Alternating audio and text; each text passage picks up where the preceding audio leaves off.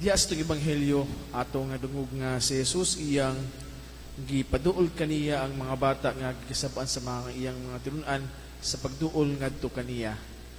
Ngano kaha nga diha kang Jesus na himuot magyud siya o gusto magyud niya nga mahiduol ang mga bata kaniya.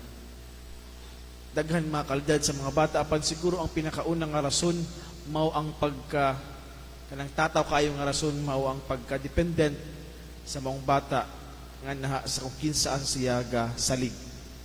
Walay mahimo ang bata kung siya wala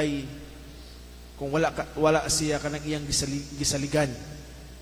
Ug kini mao'y gipahinumdum sa atuwa ni Jesus diha sa atong mga pagbasa karon nga isip kita iyang mga bata, isip kita nga children of God nga may atong dignidad ato kanunay kining mapuy-an nga naa sa atong pagtuo, nga naa sa atong kinabuhi tungod kay sa kanunay sa atong pagsulig, sa atong pagkadako, gusto gid nato nga mahimong independent. Ug tungod ni ana diha sa atong pagkamasaligon sa atong kaugalingon, naay mga tendensiya nga kita mahimong mubulag na ngadto sa atong gisaligan tungod kay makaya na nato ang tanan.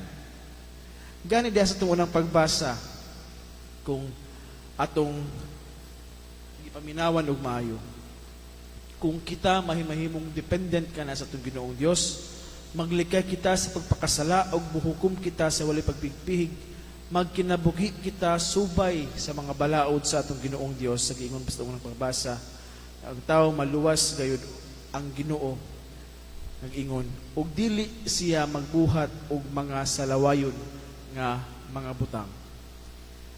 Diha sa atong pagka-dependent, sa atong pagka-nagsalig nganha sa atong Ginoo, ato karon na hinumduman nga diha sa atong pagsalig kaniya nga atong gisaligan o gisaligan, kita kanunay magiyahan sa kung unsa man ang angay ug matarong alang kanato.